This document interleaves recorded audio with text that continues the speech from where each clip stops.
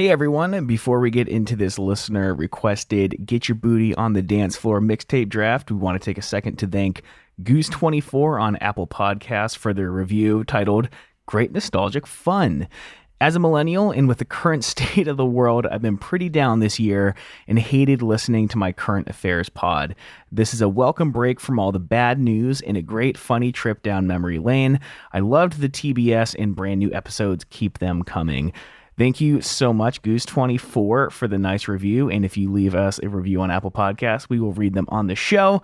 But no one is here to listen to me talk about Apple reviews. Let's get to the episode.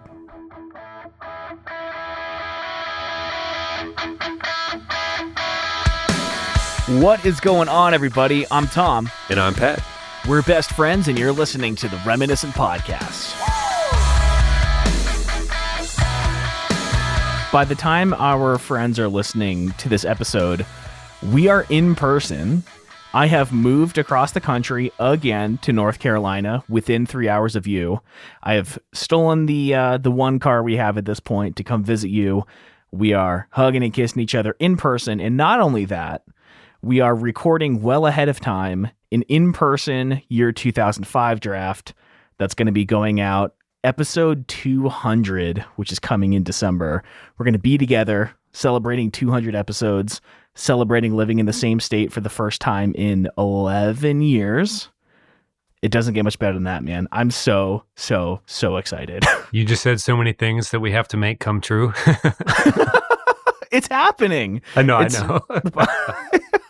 Like, damn, you laid it out pretty good, but now we got to make sure all that shit happens, which we will. No, yeah, Tom and I, we are, if you're listening to the show, you know how outdated what we've been talking about sounds like.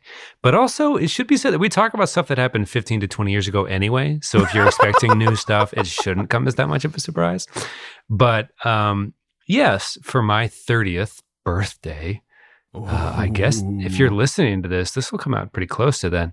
But we're going to do some distancy, hikey, campy, cabiny stuff in Western North Carolina, where Tom's moving. He's going to the Asheville area. Can I say that? Yeah, let's say it. Yeah, let's say it. Let's just say it. And yes, we will be doing some recording with our buddy Zach. He just turned 30 recently as well. Other news is happening in Tom's life that we've alluded to but have not broken on the show yet. So we're just hanging out and looking forward to life in general. Trying to be posy.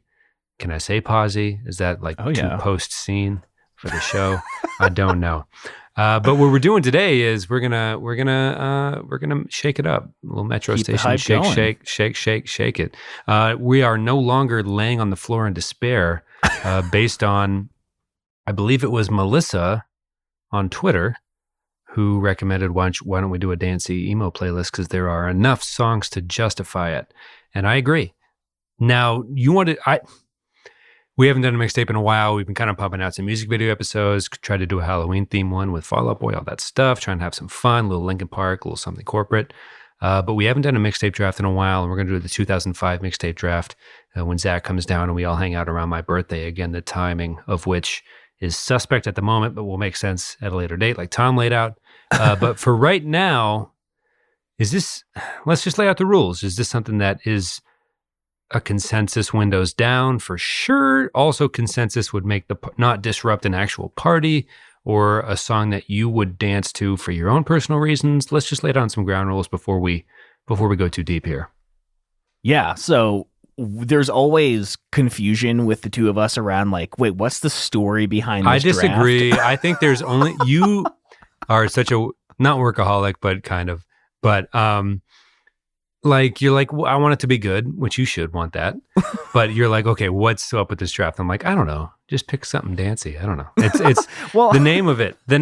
Pick a dancey song. I don't know. Obviously, there's not a ton of examples, so we're going to have to stretch boundaries here for this one. So I do appreciate your curiosity for this one.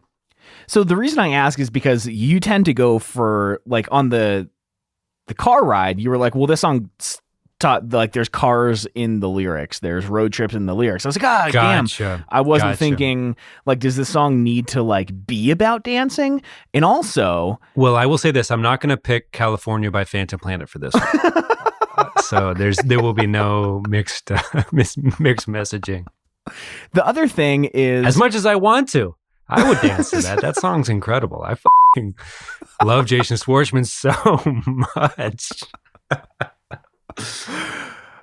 Okay. The other question is, what constitutes as dancing? Because if you're at a show and people are dancing, they're just jumping up and down in the air. If you're at you're not like, are we grinding? Are we breaking? Like, I what? Think what's it's the fair dance? to say?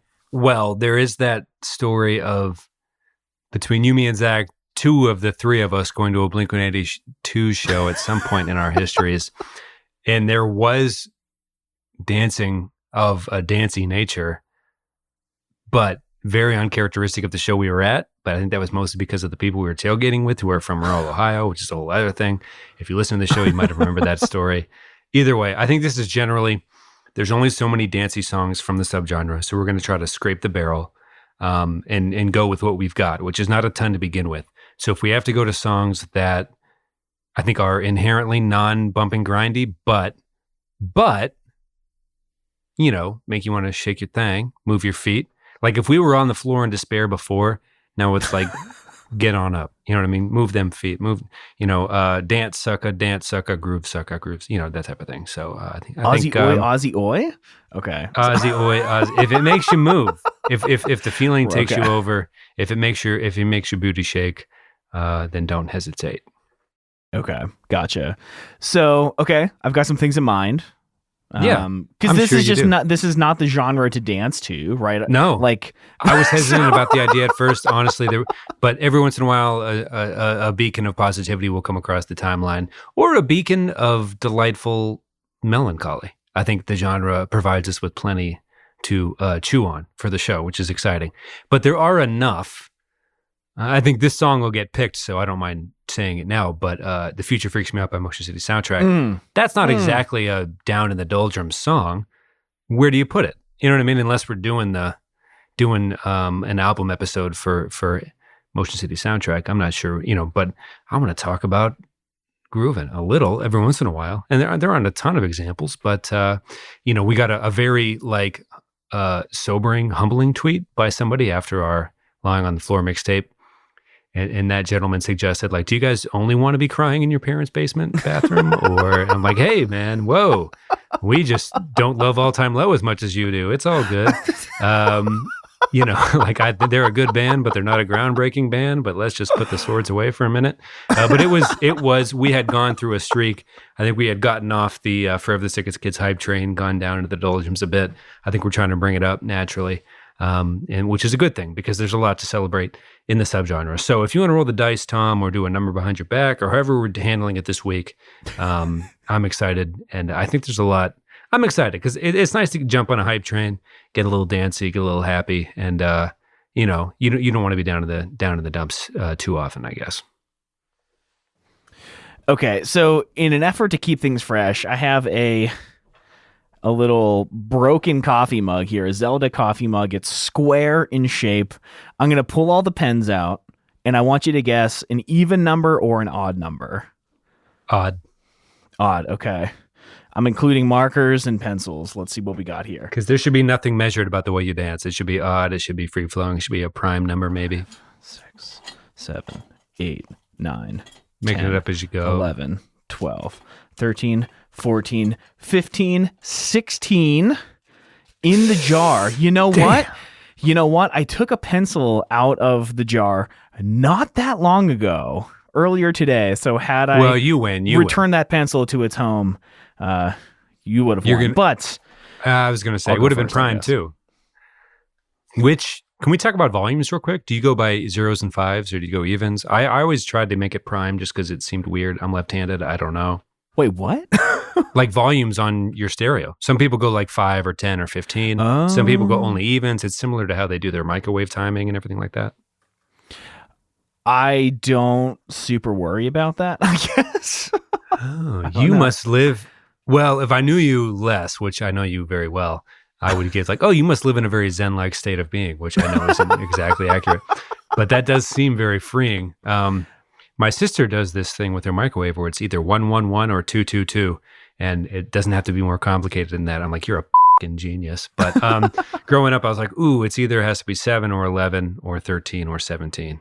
Just trying to keep it prime or whatever, just to be odd. It didn't help me at all because, I think the stereo makers build it to be a little more friendly to the 5 and the 10 to the general public. This doesn't matter at all. So you pick first, or no, you get the choice to pick first or go second and third. I'll go second and third. You are a gamer, and I'm into it. Let's do this. Okay. The dance draft. There's some obvious ones here. There's a couple ones at the beginning that I think are going to go first.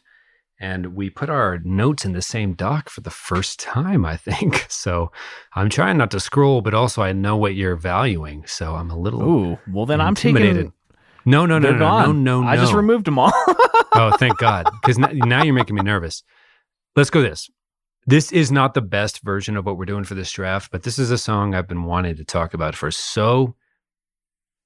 I guess bleeping long. I mean, I'll bleep it for you so you don't have to edit too much later, save you some work. But Thrash Unreal by Against Me, If She Wants to Dance and Drink All Night. Ba ba ba ba ba ba da da da. It's a pretty good music video, but it's not such a great music video that we've been like swarming to do that song as an episode. Not that we won't at some point, but I think what I want, one of my songs of the week recently was that lead singer's recent solo work. I think it's called the Swimming Pool Song, Laura Jane Grace. But it's just such a brilliant party song at the end of the week, sing along. I don't think it's particularly dancey for the purposes of this episode, but I think we'll get into more, there's the We the Kings and the Metro Station and all that stuff that we can get to later in the draft. But I don't know. It's just a good sing-along dancey. We're partying on the weekend, talking about working all week long and the party, the music's playing on our time now type thing. So I think as far as mood goes, this song has to get picked, and I'm going to pick it first just due to the amount of respect I have for it. I love the song so much. We should mention it every week on the show, but we don't have the opportunity to always. I just love it so much, and I don't know if you have any opinion on that, but if I don't get second and third, and I'm not trying to be too competitive, I just want the song to get picked overall mostly. Okay. A good pick. That's a good one. They write a lot of really catchy music that you can bop around to. Again, I'm hesitant to use the word dance, but bounce up and down in a rhythmic nature too. Bop, bop, bop, bop, bop. It's kind of like, it's fun. Right. It's more fun. It's more, again, we're going to get dancier as the day goes on, but I wanted, I used to think Against Me and Rise Against were the same band for like 15 years. So like, right. But then I listened to this song. I'm like, oh, this is actually super catchy and super fun and talking about people going out at the end of a long work week. And this is our time. We're just partying. We're having a good time kind of, but it was through the lens of like a different, it was just terrific. I just love it so much. So I need to pick it for the sake of, I don't know, my own list. And then I'll let you take it from here. All right. This is a band that I mentioned like very in passing a couple weeks ago, and someone, I forget who, was very excited to hear their name. Bedlight for Blue Eyes is a really fun and I think unique band from this time. What? I don't know. I did not. I thought I was making the like for the dance draft to have mentioned Against Me and Bedlight for Blue Eyes first as the first two. No.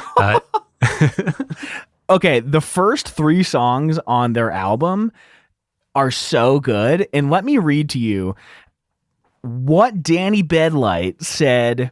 Is that his last name? Get out of here. No. Oh, but I think that was his MySpace. No, how his cool would MySpace that be name. for like the Ramones or whatever? You're like, oh, the Bedlights. Yeah, Danny Bedlight. That'd be my favorite thing in the world if that was actually his name.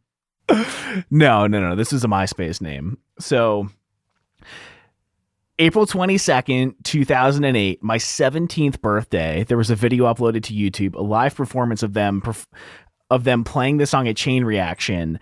And he says, like to the crowd, we got a lot of rock on the way for you, so you better be moving, you better be dancing. I need to see all the hips moving. I need to see the shake and the shake shaking. This song's about sex. Whoa, nice. Tongue in cheek, I guess, or like being too overt about it but in a funny way? So the song is called Miss Shapes, like MS period shapes, like okay. Miss Shapes. And lines from the chorus. When I hit the floor, I'm gonna give her more than she bargained for. Love how your body flows. Let's see how far this goes. So it's like perfectly right on brand. It's about bodies on the dance floor, moving around. It's a really, really fun song. Like a lot of, Okay, hey! I was going to ask about the tone. So I mean, good. it sounds like the lyrics are on par, but it seems like it sounds like it's a fun song as well. It's so good. It was always one of my favorites because it's so halftime bouncy. It's a very dancey song. Like clearly what they were going for. Okay. So I did not expect those to be the first two songs taken, and I am wildly curious about what your second pick is going to be. Also, this is a pro Bed Light for Blue Eyes podcast, in case you didn't know. I think if we haven't made that clear yet and you're just joining us, don't expect any Bed Light slander ever. It's just so good. As a PSA for anyone who's curious, it's going to be pretty positive on the Bed Light for Blue Eyes front from here on out / always. So I hate to do this to you, Pat. Why don't you just go ahead and fucking do it, man? The Future Freaks Me Out by Motion City you soundtrack. Dude, when you said the dance draft, I knew this was good. Did you hang up on me? No. Oh, it went totally silent. No, I was just actually that devastated. That was literally the linchpin of my draft. And I was getting cute. I was getting cute with the against me pick. I could have saved it if I was being competitive, but also I love the pick. It's so good. It's so yeah. One of my favorite songs of all time. And I'll give the good. floor back to you. Yeah, I'm on fire, and now I think I'm ready to bust a move. Like, we're dancing. We're shaking our hips. The song's about sex. Maybe not, actually. Yeah, check it out. I'm rocking steady to the beat of my head. It goes on. I know that she's the only one. Fun fact about this. Fast fact, fun fact, embarrassing fact. I used to think he was saying Biddy, I need you, because back then crunk rap was like the thing. Lil Jon and East Side Boys, their career was on fire. More so than MCS probably. But my sister was like, he's saying Betty, like a girl's name from Minneapolis. You know what I mean? Like this band's from Minnesota. He's talking about a woman named Betty, probably Elizabeth's full name on the birth certificate. I'm like, no, he's saying like Betty, like it's tongue in cheek. It's a dancey. He's like, no. My sister was like, you need to sit down. We need to have a talk about this because it's definitely just Betty. You need to relax. But I was mishearing this lyric for a long time. So I don't know when I would have mentioned this. I have this like false memory of the first time I heard this song. I think I was in a hotel and there's something in my brain. Wait. Oh, you're still talking about The Future Freaks Me Out. Yeah. I'm like, don't pick a third. It's my turn. But if you're still talking about, my bad. I got too excited. So I feel like the first time I heard it was in a hotel somewhere, and in my brain, it's mixing it up with this time I went to SeaWorld with my friend Pat in 4th grade. This song did not exist when I was in 4th grade, but like the visual in my head is the first time I heard this was this specific Sheraton 4 Points that we stayed in Pittsburgh. And I'm like, for years, I've been trying to locate where this memory would have come from. Like I listened to it in a hotel on my blue 4 gig iPod mini that I cherish and wish to this day I didn't sell. But I remember just like, it would have been 8th grade, I guess. That's probably when I would have heard it. I'm sure James McCallion, one of our biggest influencers of Sherpas around that time, would have probably introduced both of us to it around the same time. And it just kind of took my breath away. Motion City, and if you listen to the show, you may know this already, but we came up from the middle school, a couple of the kids from 6th grade or whatever, to sit in on like an art a couple classes, I guess, just to maybe a couple algebra classes or whatever, aka we were nerds. But we were sitting in on some high school classes, just checking it out, kind of touring the high school. And somebody in the marching band, I think maybe, had a Motion City soundtrack shirt on. I'm like, I don't know any of the words on your shirt. What the hell's your shirt even about? You know, like I'm just a curious young person. They're like, this is a band. And this band played here. I'm like, oh, that's a band. I love this band already. It was just like an older person I'm trying to impress. I'm like, oh my God. Yeah, this is like pre-Katie, my sister, giving me that binder of like all the music that would matter for the next like 10 years. Best probably Christmas gift ever. But yeah, she was like, yeah, they came to the Hangout. And now looking back, walking by someone that had just driven like 10 minutes to go see Motion City at the Hangout for probably no more than like $8. You know what I mean? Like maybe $6. You know what I mean? It was just like, oh no, this is the coolest. At the time, I was probably freaking out the appropriate amount because I was a young person trying to impress a high school student. I was just in the middle. Oh, wow, that's incredible. Wow. Oh, super cool, super cool, super cool. I do cigs. I smoke cigs for sure, which I'm just a child at the time, just lying. Cigarettes wouldn't have come up. I'm just trying to be funny. But yeah, the Hangout back in the day being like a magnet for bands like Fall Out Boy and Motion City back in the old school scene, I guess. And the Audition, named the song Edinboro because Edinboro went fucking nuts for them. Yeah. We joke about Erie a lot, but I mean like that Rust Belty Midwesty scene, like Travie McCoy, what was that band? Papercar Chronicles, Gym Class Heroes, like bands, whether they were from upstate New York or Minnesota, or I guess Big Ten country is the best way to phrase it. But not to get too college football-y on the pod, but yeah, it was just insane to immediately Google this band after I saw that T-shirt and be like, "The Future Freaks Me Out" is the only song that matters in my life ever.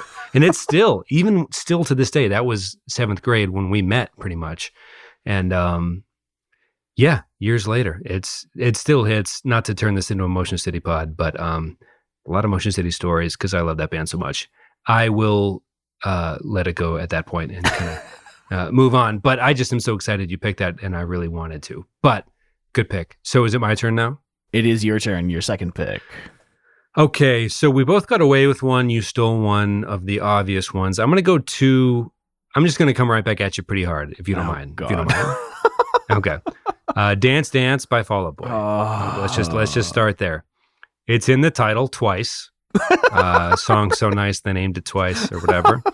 I will say we recently recorded an episode for A Little Less 16 Candles, A Little More Touch Me. That album had quite a few very interesting music videos, Dance Dance being one of them. And that Dance Dance video is something they referenced later on a later album. Kind of the Fall Out Boy, well, we'll call it the emo-verse, like I think Devin on Twitter had pointed out. The Fall Out Boy like kind of like played into the whole emo-verse thing before Devin had coined it for us on Twitter. But super fun, Pete Wentz at prom in the bathroom. What more do you want? People dancing, taking things too seriously. Very theatrical. I think we discovered on that episode that Fall Out Boy was very strangely but very successfully theatrical throughout their music, like very built for music video band, maybe a little less than Gerard Way was in terms of his like kind of gut-wrenching portrayals of like his own father's death and world wars, etc. But no, Dance Dance, super fun prom, take on prom, being the own band at their own prom and everything. And I don't know, what do you say, Tom? Pretty dancey song as well? I'd say so. I told the story before that we covered this in freshman year English class. We had to do like a book presentation in like a unique way, and a lot of our friends chose music, and I ended up playing drums to this song, and the lyrics were changed to, rather than Dance Dance, it was Jane Eyre. And that's all I remember. And the story surprises me every time because that was easily and perhaps wrongfully my least favorite high school book to have to try to plow through. I sparked Jane Eyre. Jane Eyre. What came after that? Do you remember any more lyrics from that? Oh my God. No idea. We'll have to contact the people from that project that you were involved with just to find out. That's incredible. It was Adam who also ended up later playing guitar in our band, and Doug was singing. I think Sam might have been playing bass. God. Oh, well, we have their numbers. We have their numbers. Oh, that is above the altar / halfway home meets 400 par. If anybody paid any money at all to see any of us in high school live, you got scammed. Just kidding. Too self-deprecating. Sam and Doug and Adam are actually very talented. And you. I'm actually the only person in that group that is not a talented musician. But so that is... but this song, or I was the victim of a LimeWire demo version where I had to learn the drums in like a day, and I downloaded whatever was on LimeWire, and it was a demo version. The bridge was totally different. So like the day of, we were trying to practice, and I was like, wait, what are you doing? And the song was just totally different. So then in like 15 minutes, I had to like relearn one section of the song. So it was probably a nightmare. But anyway, it's just, I have fun telling that story every time. Yeah, thoughts on, I remember Zach, the lead singer of our high school band, trying to, we'd occasionally play each other's instruments, and he would try to get the intro to this song. And actually, speaking of Wake Me Up When September Ends a few weeks ago, the middle of that song, he would try to, I don't know, master various parts of popular songs, I guess. And, you know, he was just a beginner, so he would never necessarily nail it. But thoughts on the drum beat? I don't know. There was always word that Pete was an average bass player, but thoughts on the Fall Out Boy's drumming? And I don't know. It's so simple, but it definitely caught the attention. This was one of the biggest songs off that album, kind of immediately. Yeah, I don't know. Not too much to add other than the song's just super good. I love the little lead riff, the drums. Okay. Everything about it just feels so. I burped my way through that. Yeah, that's anyway, gross. So we can probably just cut that question out of the show. My apologies. Okay, so I'm gonna pick again because it's my turn again. Just because we're keeping track at home for those keeping track. We drafting. We drafting. Let's give me Time to Dance by Panic at the Disco. Oh man. I was, can I say, shocked to learn that this wasn't one of the like obvious hits off the record. Yeah, what the f***? I thought this would be like the biggest one. What the f***? What's wrong with Time to Dance? It's got dance in the title. It fits in the draft. Not yeah. Just gotta do it. You know, I've heard a couple different versions. You talk about that YouTube, LimeWire. You get, I think they must have, we did the episode for, now I'm kind of forgetting, but one of the songs off of this album, if not this album in general, we've talked about them before. The budget for this album was notoriously low, like comically low. Yeah, comically low. But there are a few different versions of, if my memory serves, what the like main riff to begin this song is. It's either a synth or horns. Like it depends on the. Either way, it's dancey as hell. It's very short, but also techno-y. That's what's interesting about A Fever You Can't Sweat Out is they dip into the danciness. I don't know if that's the Vegas vibe that Panic grew up in or what, but it's definitely like A Fever You Can't Sweat Out is kind of the mindset you picture when listening to it, because it's like, I'm in Vegas and I don't know what's going on. I'm too young for this. I don't know. It's just like, is it time to dance? I don't know. I've never been on drugs. I just lied to a different teen about going to a show maybe 8 minutes from my house. Like that's the most daring thing I can think of, which I should apologize to the Great Escape dudes. What's that band? Boys Like Girls. Yeah, I should apologize to Boys Like Girls because most of the time I was a pretty well behaved boy, honestly. So eating spaghetti and whatnot, like they would have been. But no, it's how much dancer do you want? It's in the title. It's very fun. It's very Vegas. Kind of like the lyrics to that album were ahead of where I was at mentally and emotionally, just in life. I don't know if you feel the same way. Yeah. That the guitar playing lyricist for that band that left and kind of, I guess, took the heart of the band with him. Is his name Ryan? Yeah. But definitely like an intimidatingly advanced and very fun song that I gotta say you want to move your feet to as well. Yeah. Yeah, really, really good. I knew that one would make it on there. I had it on my list too, but just happy to see it on the board for sure. Back to you, my man. All right. I feel like... And I'm glad you just burped there because I've been burping this whole night. And now that we both have burps to edit out, we should just do an episode of all the burps you've cut over the last 4 years. At least like I move away from the microphone though. I put it right in your ear. I'm like, you need to know. You need to know where I'm at for this. No, that'd be a weird, almost like a Family Guy joke where it's just like, oh, they're gonna stop this soon. If you just started playing the burps from the past 4 years and like just did it for like 30 minutes just for the sake of the like, I don't know if that's more of a Monty Python or like an early Family Guy thing. Which I'm not like, oh, he likes Family Guy, but it's like honestly, early Family Guy was like pretty cutting edge at the time, so like relaxed people were like super into Stewie. But anyway, I'll get off that. We've been burping. LOL, but not really LOL. It's more gross than anything. So let's just get off it. Let's just get right off it and pass the ball back to Tom, who has his third and fourth pick. Third and fourth. Wow, you're keeping track, Pat. So, okay, we're at the point now where anything can go, and I'm nervous. Anything goes. It's all very nervous. Oh, there was definitely some like dominoes that had to fall, but let's see who really prepped for this show. Let's see. Let's just see. I know you're going to steal Motion City from me if I didn't get it first, but I took the chance, but I feel confident. I'm ready. Lay it on me. All right, we've done an entire episode dedicated to the song and music video. Ooh. One of my favorite memories of my wedding was dancing to the song with my wife. Could not let you pick it. Alive with the Glory of Love by Say Anything. I don't know if it's like a dancey song, like objectively. But, Okay. But the memory I have of my wedding will always make this a song I want to dance to. Put a video in the show notes, link to the past episode. This song, yes. Well, we got to dance.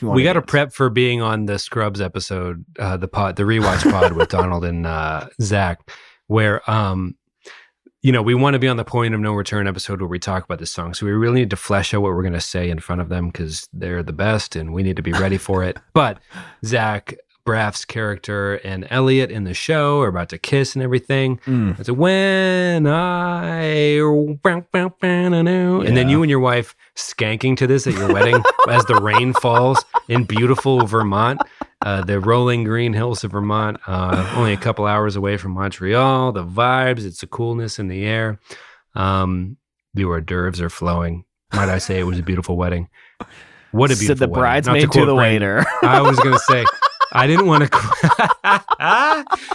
quote Brendan Urie and hint that your wedding had any relation to the wedding described in that song at all, which it did not. But no, yeah, what a good pick. What a good pick. Oh man. Okay. So yeah, I'm gonna say it's dancey. In short, it's dancey. Okay. It's good. It's good vibes anyway. So. You skanked like a mofo to that song at your wedding. You were rolling up your sleeves and shit. You were honestly, with your coat off and sleeves curled, you looked like a ska front man for a minute. like how Maddie B and the Dirty Pickles would address for an actual show at the freaking at front hall or anything like that, forward hall or whatever. Oh, geez. So, okay. Ooh, that's a good one. There's a whole episode about it. You can hear all the stories. I know. I want to go back into it. I had a good time at your wedding, which I was actually the MC of. Yeah. Kind of impromptu. Yeah, kind of impromptu. Man, we've seen so many life changes on this show. I know. It's crazy. We started the show right before seemingly everything began to happen, even though it felt like everything happened before we started the show. We started question mark? Dude, hashtag deep.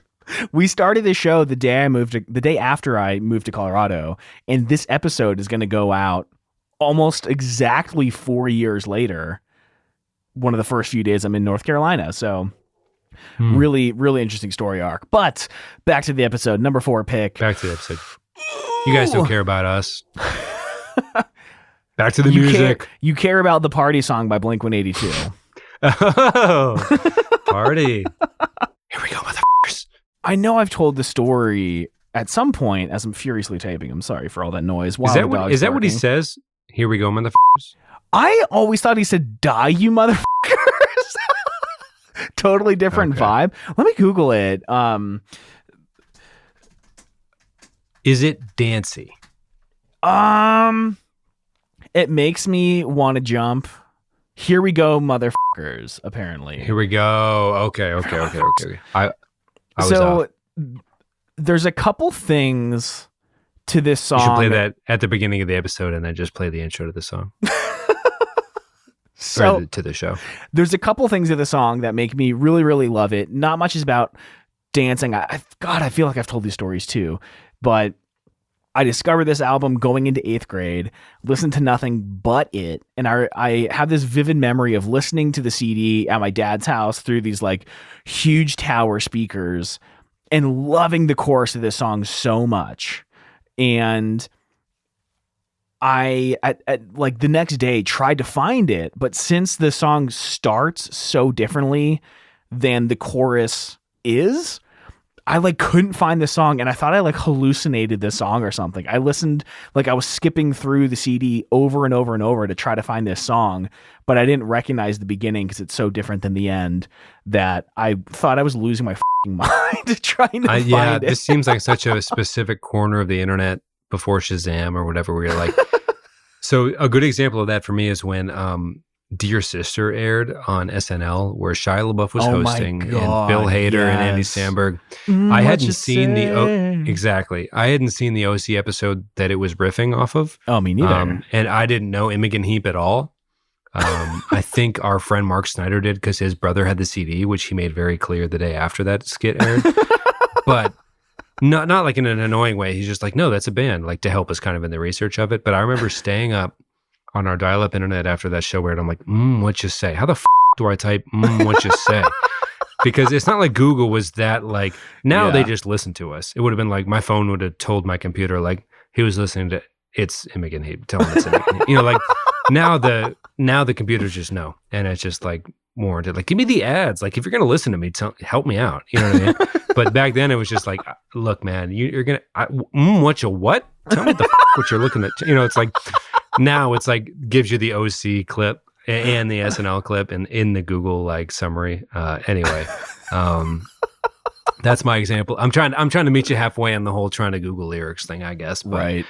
That doesn't sound like a very like the struggle was real moment for like Gen Y kids, I guess, or early or late Gen Y. But it was weirdly hard to be like, we have this technology, but this is not helping me at all. I don't know how many M's are in You know what I mean? Like I'm on the brink of like a total societal like technological breakthrough, but I don't know what how many M's are in I just don't know. God. And you probably would have been on AskJeeves.com if we're being honest. The thing is, I would have had the option. You're 100% right. Pre-Bing, for sure. Bing was nowhere to be found at the moment.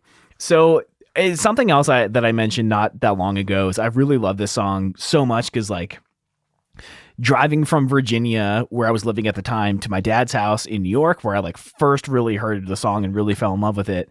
I was driving with my new girlfriend, Megan, who of course I'm now married to, and I was playing Enema of the State. The party song came on and she sang every word, like even like the fast part.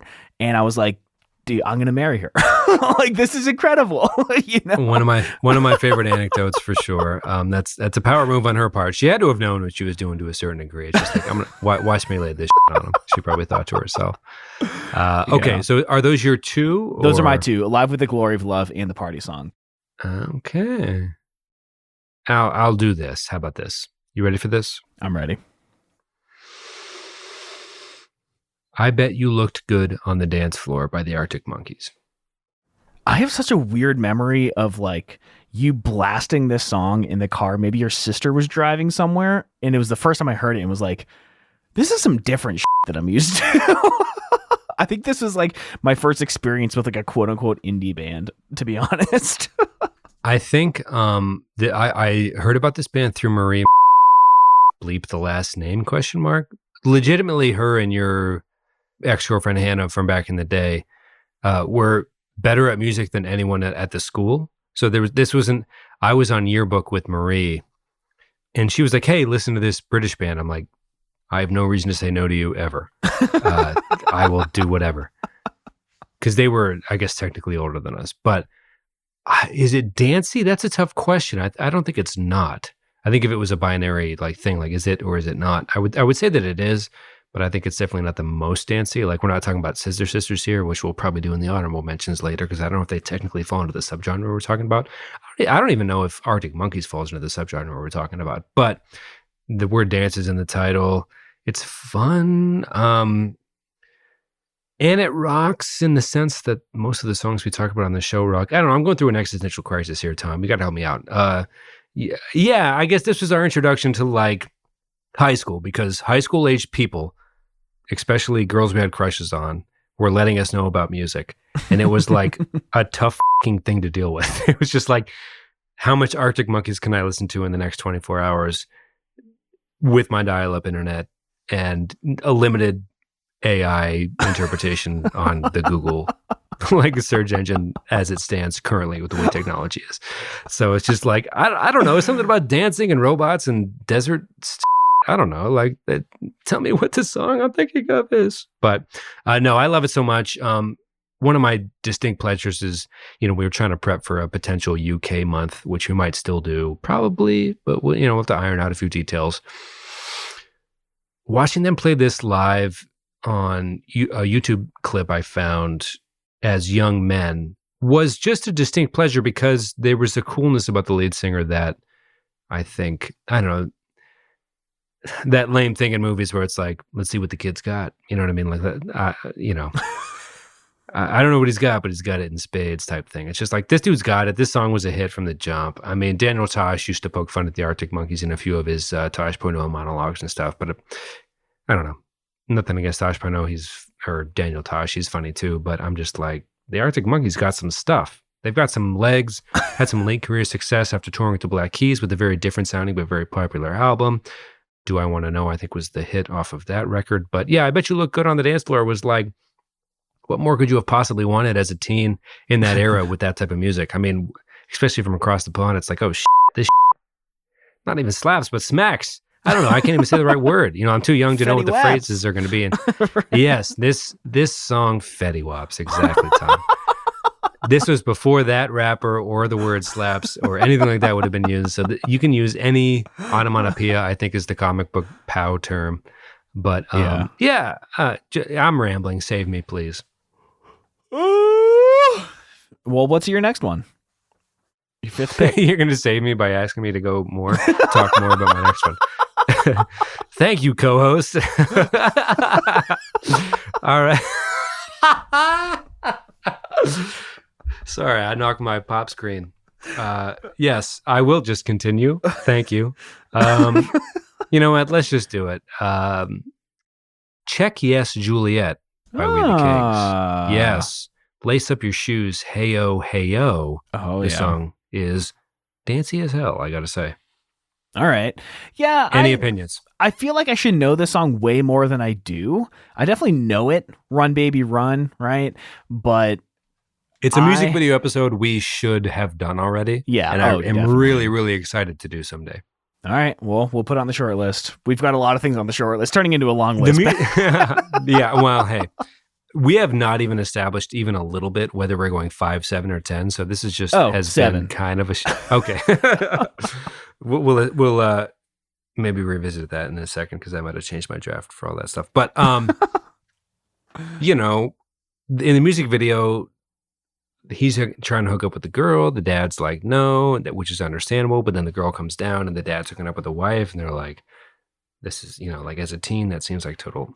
Anyway.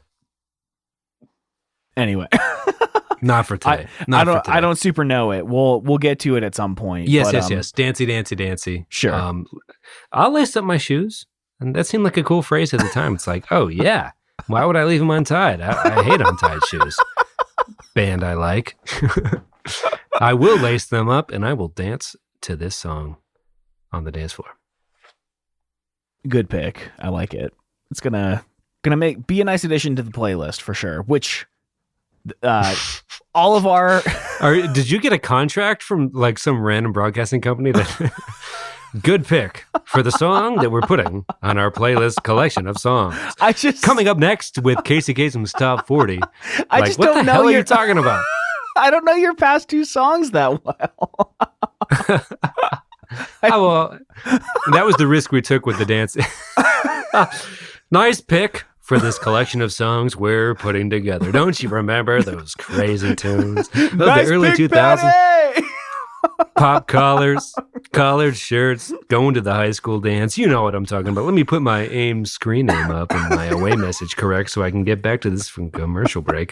Here we up next, Dash. No, anyway. Yeah, yes, that is the song I picked for this mixtape. I don't know. Yeah, but oddly down the middle response from you, especially considering when I asked you to take the ball while I was floundering, you said, why don't you pick again? All right. Yep, I will. Anyway, back to you, old friend.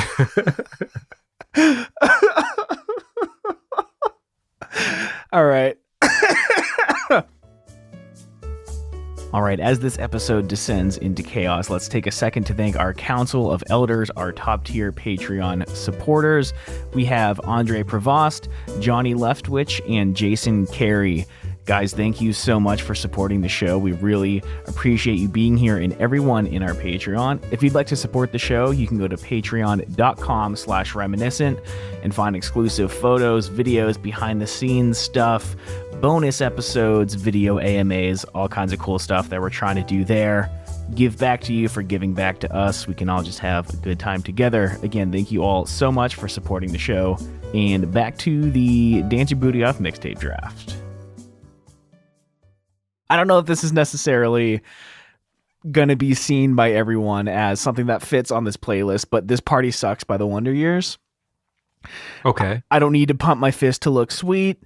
Like, there's a lot of like singing about being like at the club. You won't find me on the North Jersey club scene. Yeah. I live in Philly. Jersey's nearby. Not into it. Definitely at the height of Jersey Shore, right? Yeah, it would have been. I love that the whole song is about like not going out, staying inside on a weekend, but it makes me want to dance so badly. It almost feels cruel to like have the two paired together so nicely, but this song always got me stoked. Would you say this song defines your like party, not ethos, but the way you view partying in life in general? Because you don't drink, I guess notoriously so, or not notoriously. It's not like an evil thing. I don't know. Like, famously. This is a big question that we cannot get into right now. But yeah, I mean, first of all, I love the Wonder Years. They always make me want to dance, or at least jump around and flail. Anyways, well, I think what I'm trying to say is you are a party in a can. You are a party person. But you don't drink. So, like, I'm not trying to get into the psychological background of all of that. But of all the people I've grown up with, went to a quote-unquote party school in college, Ohio University, all that stuff, you can go to a show and shake it, to quote Metro Station, I suppose, unintentionally. You've got that natural energy, and yet you are straight edge in a way. You got this natural, you're high on life, I guess is what I'm trying to ask. Like, have you ever thought about that? Like, you like to throw down and have a good time in terms of like, yeah, I'll dance. It. I don't know. I've always admired that about you. So I think a good way to put it is that like, I love quote unquote partying, but what ruins the experience for me is the partying. Like, I used to go to clubs all the time. Like there were a bunch of like Swedish au pairs when I lived in DC that I became friends with because they all came to my coffee shop, and they'd go out to like clubs all the time. They snuck me in when I was 19 by flirting with the bouncer or whatever, and I would just dance all night. But what got on my nerves was the drunk people falling all over you and, sticky floors covered in beer. It's like, it would be so much more fun if everyone here was sober. But of course, the paradox is if everyone there was sober, no one would be dancing, no one would be having fun. But yeah, I mean, it's, I can turn up if I so choose. But yeah, the party aspect honestly like gets in the way for me. I kind of just want to dance. So I think that this song checks, which is why you picked this song. Boxes, exactly. right? Sorry. I stole your final line.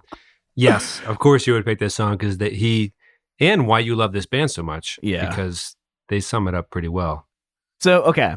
Another one here. Again, this is not gonna make much sense, but the song gets me fucking pumped. Teenagers by My Chemical Romance. Like, I had it in my honorable mentions. Really? I'll let you go. Yeah. Well, I don't know. It seems to have like an internet fame or an internet shelf life of danciness. Maybe not danciness, but like TikTok fame, maybe, or like loose. It gets mentioned. I'm just saying it's out there. It's just like, I remember the first time I heard Welcome to the Black Parade, the song, many, many times before I heard the album, The Black Parade. And when I first heard the song, I think I honestly might have been on Guitar Hero or something, if it was even on that. But the first time I heard it, blew my mind that they could be so fun, because I was so used to like the emotionally intense lying on the floor in despair songs, and it like feeling that, I guess, juxtaposition of what I was used to with their music, hearing a song this high energy, this bouncy from a band that in my head was like notorious for very over the top emotional sad laying on the floor songs. It made it feel that much more high energy to me. So it gets me pumped. I can't keep my body still if I hear this song. So throw it on a playlist. I'll dance to it for sure. Hey, there you go. I think that leaves me with my 6 and 7. Yes. And then you pick one after that. I am really struggling on it too, man. No, I'm not. I'm not saying I'm struggling. I'm saying I'm just trying to line this up. No, I'm struggling. Oh well, I'll pick your 7th if you want. I got plenty. Let's do this. Party Hard by Andrew WK. Is it in the subgenre? You can make your arguments all you want. I don't know if he's technically been on a Warped Tour. It wouldn't shock me if he was, but I think if you listen to the show, you're aware of his work, and you're aware that he's the king of party. It's hard not to rage or get after it when you hear either Party Hard or It's Time to Party. But I'm going to pick Party Hard. Wearing a dirty white shirt, dirty white pants, very pedestrian sneakers. His music videos are mostly him finding gear in his house and singing loud into it. He's just, his nose is bloody on the album title. What do you want? It's my dream Halloween costume. I haven't done it yet. Oh, really? A lot of people have done it before. No, my actual dream Halloween costume is the Recess Gang, if I had enough people to do it appropriately. But I'll do it. I mentioned both of those things. I know you will. I know you will, buddy. I love you so much. But, it's as if people haven't done a good version of the Recess Gang or NGWK in my life. The world's not waiting for me to do those for Halloween, unfortunately. Right. But in my head, it would be like, yeah, look what I did. But if it's too obscure, no one's going to enjoy it. So that's the trick of Halloween, I guess. Anyway, NGWK. Cool. Much love. He seems like a radical guy. I think that has to be on the list. If we're, the thing is, it's tough. I'm not going to pick Scissor Sisters in the draft because I want to save it for the honorable mentions because I'm just not sure it qualifies for the subgenre itself. We'll get to that later. But okay, so the last song I'm going to pick is a cut off of Hot Fuss that by the Killers that I've always loved and I always thought was really, really dancey, that I've loved so much for so long. There's songs like Andy, You're a Star, Believe Me, Natalie. You get to the second half of that record, you're like, it's all so good. On Top by the Killers, kind of a weird synthy intro, but it's just a shimmy and a shake. You can't fake you're on top. We're on top, but you bring the bump to the grind. It's just like, oh, this is kind of like kind of a whole vibe. So please tweet at the show at _reminiscentfm if you agree, because I've always thought On Top by the Killers was one of the most underrated Hot Fuss songs. Whenever I listen to it, I'm like, oh yeah, that song is just, I think it rips 100%. And I think it's very dancey as well. Bring the bump to the grind and all that. It's just like, I don't know. Again, we talk about Panic, we talk about the Killers, we talk about that Vegas influence or anything like that. I don't know if that's what that was, but I think there's definitely okay, I could see them playing a early in their career Vegas show. I know they moved to New York pretty early on, but which is like, hey, you got to make the people move, I guess, at those early shows. So I don't know if that's what that was. That's just me speculating wildly, but hearing it makes you want to bring the bump to the grind, I guess, even though you're not going to be in a position to do that anytime soon because you're probably at home playing Snood, at least in my case. So, I love that song a lot. That's got to be my last pick. It should have been my first. I love On Top by the Killers, and I would love to hear if anybody feels the same about it because I think it's an absolutely hidden gem off of Hot Fuss by the Killers.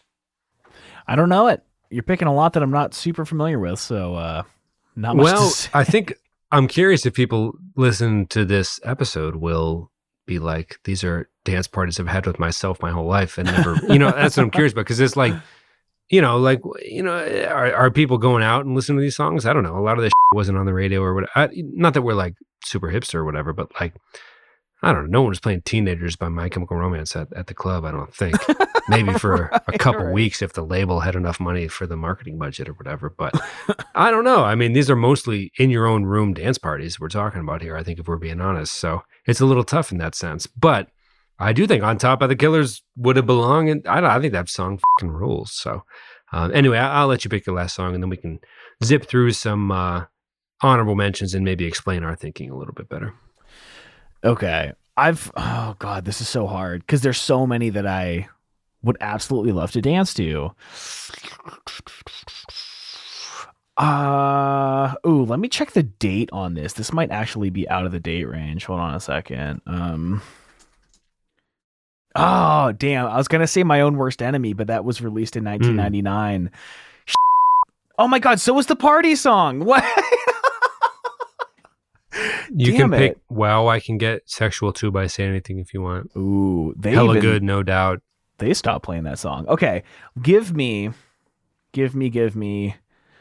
Whoa, Me Versus Everyone by Forever the Sickest Kids. I think that's dancey enough for me, my boy. I just have so many in my honorable mentions now.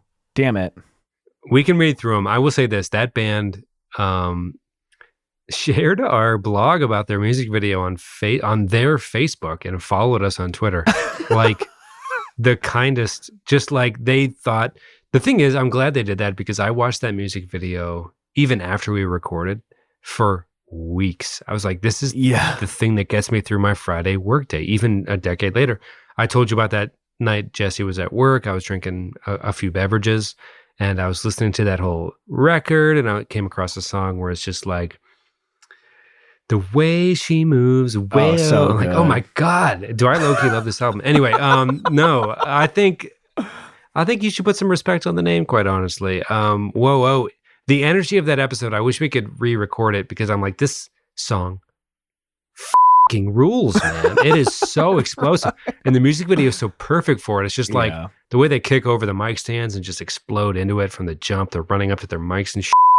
Oh, I love it so much. What's not to love? I don't know. They seem like fun-loving dudes that just are having a good time.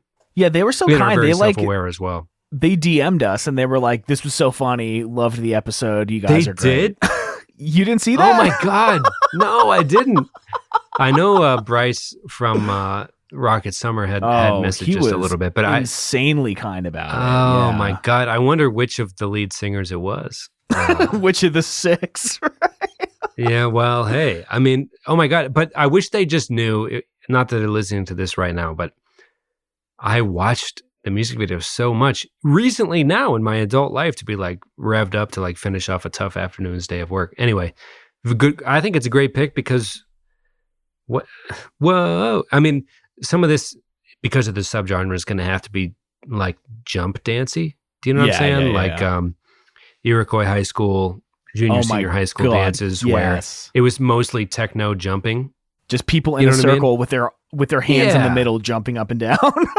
Yeah, I don't think we grew up in a school district that was known for its like, oh, if you go to their dances, you got to bring it. Like our school district would never get mentioned in like Step Up to the Streets or anything. You know what I mean? Like no crew would come from where we grew up, I think is the best way to put it. But we like to move like any teen does, despite, so I think that's a good pick. OAO indeed. We should open and close the show with OAO forever. Okay. OAO. Honorable mentions. Yes, honorable mentions. We've got a lot. You are hung up on my misinterpretation of that Australian thing. And I love it because my roommate was too when I said it wrong. Aussie, oi, Aussie, oi, Aussie, oi.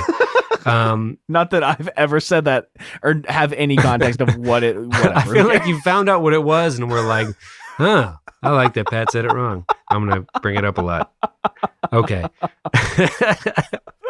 Okay. I think you took Whoa, so I'll have to scroll a little further for my honorable mentions. Do you want to go first? Do you want me to go? Oh, we'll go back and forth. How about that? Sure. Give me Rectum Damn Near Killed Him by 4 Year Strong. She Keeps My Heart beating for one beat more.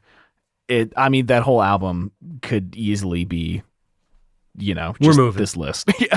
Yeah, you're not stationary during that. Give me It's Time to Party by Andrew WK as opposed to Party Hard. I just want to add it in there. We're at a party. We're having a good time. People are moving, I guess, basically. All right.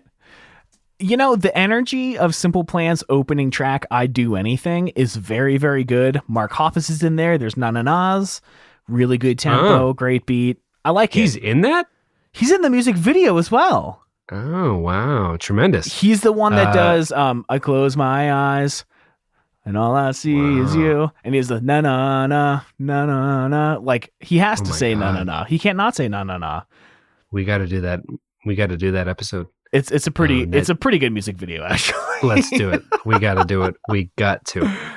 Give me, speaking of our favorite trio, Everything's Magic by Angels and Airwaves. I just think, even though Tom reverts to that riff maybe 7 times during his career, it's fun as shit. I don't know. Give it to me. Yeah. I'll dance to it.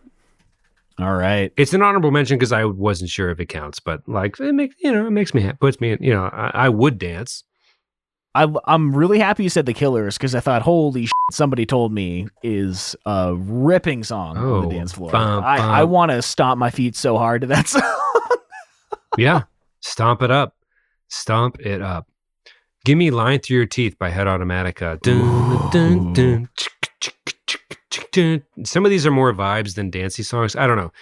Usually the honorable mentions are better than the actual songs, so we'll just keep rolling. What do I do about the party song? That's from 99. Do I just leave it? We're already so far into the episode. We're already so far in. Surprise, Tom picked an Enema song during the show. Nobody saw that coming. And genuinely forget every time that it's out of it. It's just whatever. Who cares? F***ing sue me. It's my favorite album. We'll do a 1999 few episodes or something to even it out. Lifestyles of the Rich and Famous. Oh, that? That's a good one. Oh, that. Give me North American Scum by LCD Sound System. Really pushing the genre there, aren't you? You're pushing the genre, you fucker. Get the fuck out of my face.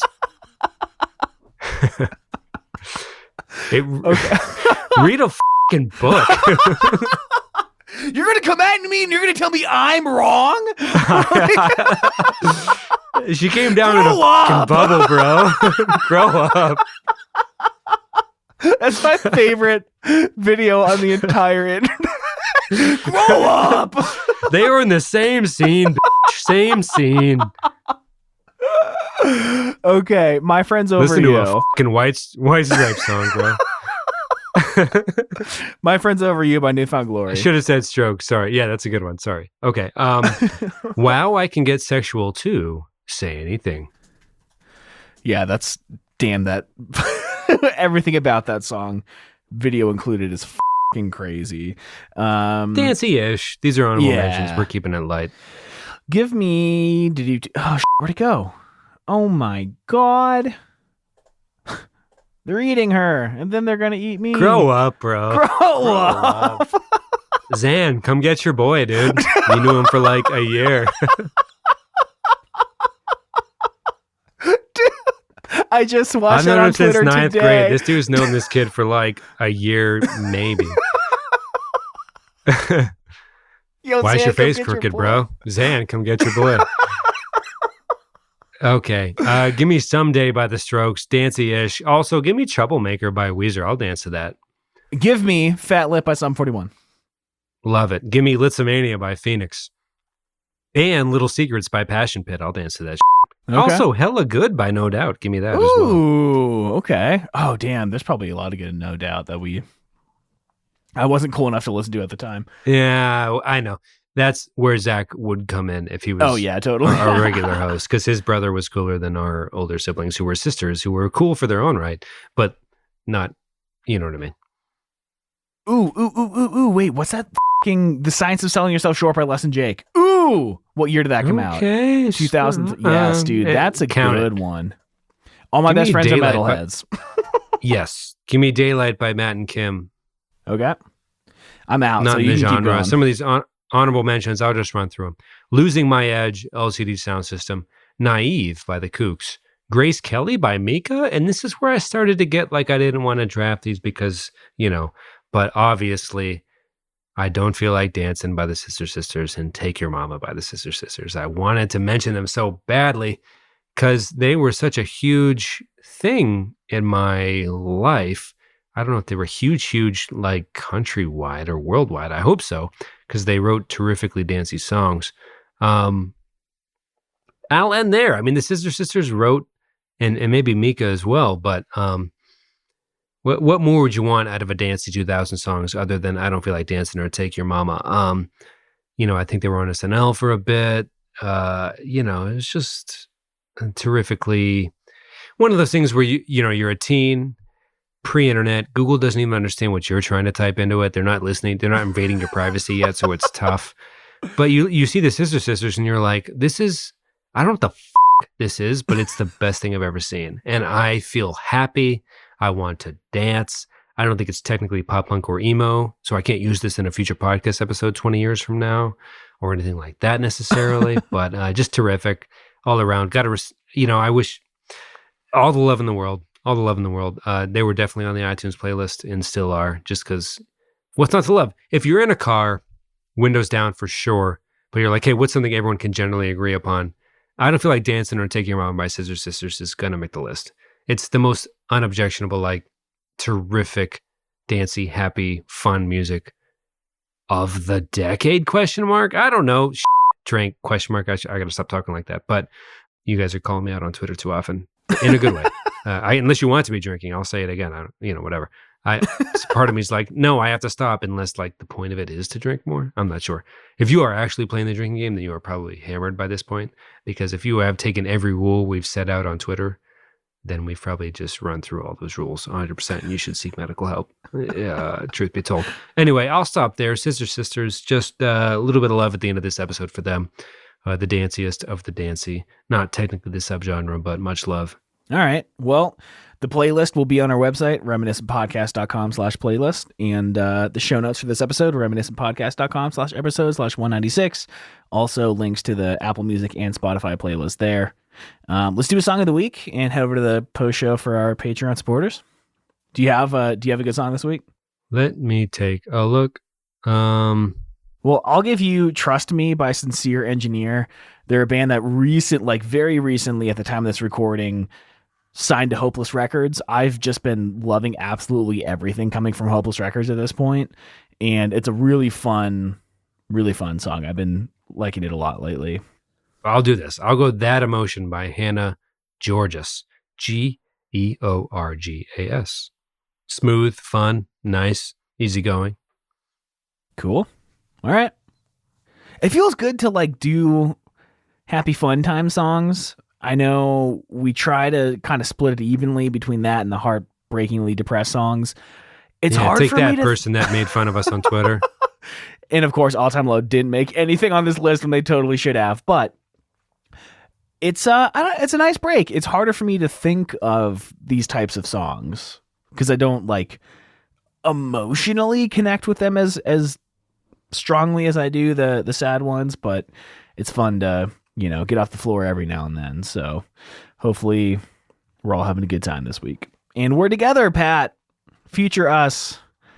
Staying together in a cabin. We are going to the fucking discotheque. Just kidding, but that's how emo people from our era would have spoken. LOL. But we're actually hiking probably at Grandfather Mountain.